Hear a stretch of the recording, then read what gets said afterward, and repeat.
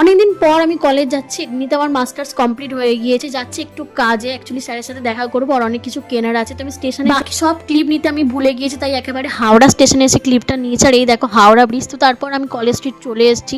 এই জায়গাটাকে কেনা চেনে, আমরা এটাকে বইপাড়া বলি। তো ফাইনালি গল্প করতে করতে আমি কলেজে চলে এসেছি, এখনো স্যার এসে পৌঁছায়নি, তাই এখানে বসে আছি আমি আর আমার একটা বান্ধবী। আর এই দেখো এই একটা ঢঙ্গি, কোনো দিন টাইমে আসে না, প্রত্যেক দিনই লেট করে।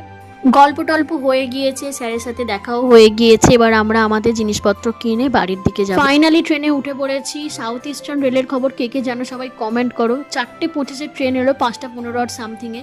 তো এবার 5:15 যে ট্রেন, সে এখন কখন আসবে জানি। পুচকিটাকে দেখো, এত দুষ্টু, ওর কীর্তি দেখতে দেখতেই আমার সময়টা কেটে গেল ট্রেনে। এই স্টেশনটার কি নাম সবাই আমাকে কমেন্ট করো। তো ফাইনালি আমি ট্রেন থেকে নামতে চলো বাড়ি ফিরে গিয়েছি আমি। আজকে এতটুকুই, দেখা হবে নেক্সট মিনি ব্লগে, ততক্ষণ পর্যন্ত বাই।